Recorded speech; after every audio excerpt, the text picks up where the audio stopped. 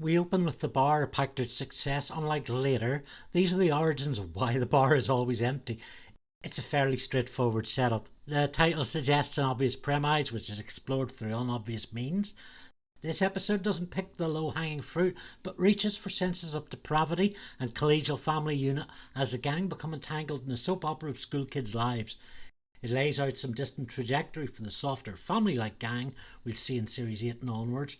The lads arguing about their own high school soap operas in teen years plays on the title brilliantly. Their pro-teen booze argument, literally, it wasn't that long ago that, draws upon audience empathy, but Mac's rationalisation for making patties in underage bars is so overboard, it's twisted marvellous to watch. And then we get the first appearance of Trash D. Olsen's acting chops are on the move. Within minutes after being set up as the gang's moral centre, the first clues that D is a mess. Trey and D drinking in the car looks so uncomfortable. Back in the bar, nuanced memoir when Charlie asks, are they faking it? Well, of course we were. It's fairly realistic in picking up the kid's natural exuberance. Throughout, Charlie demonstrates one of his few virtues, that of youth leader. Dennison's jailbait opens the door to creepy Dennis. This is not the Dennis we'll see in later years, who wouldn't think 2 or 3 times. We get some foundations of lore as Dennis berates Dee and her high school scoliosis back brace, while Charlie and Mac revisit their glue-huffing youth. The house party, kind of a lame party, so Mac and Charlie will pick up the keg, heroes to the young. They're seduced with how cool you guys are. The guest cast are all brilliant. Robert Adamson's Trey, Jamie Alexander's Tammy, and I love Katie Chon-Hass's Sarah and her whole chemistry with Charlie around the soap opera of Ben and Kevin and Rachel and Sarah. And Regina McGinley and Erin Hanna-Brie and Trey and Tammy, classic Tammy. Charlie's savant adaptness for memorising names, life events and diplomacy.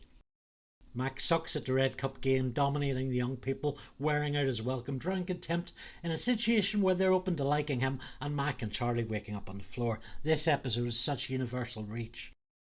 The gang reassemble for the first time at the 3/4 way point to counter the threat of being ratted out to the cops. It's wonderful how they're all pursuing their own narratives around one central story. And one by one their schemes fall apart. Mac is outed because he's useless and disliked, such a punching bag. Olsen's drunk acting is a delight. This D is pitiful, horrible and predatory. Revisiting prom night as a gang shot at redemption. Particularly Dennis, who cannot conceive of anything that involves a humiliating push from grace. They turn on Dennis for his age range with Tammy until she looks incredible, and then they come back around to suit their own selfish desires and opinions.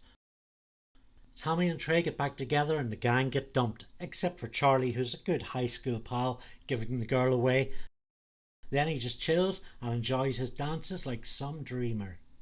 All in all, a pretty marvellous outing that demonstrates some range. These aren't just people who are shouting, bickering over each other, or sinking to depravity, well, except for Dee and Dennis, and people who are jealous and pitiful, like Mac. Now, these are people of nuance,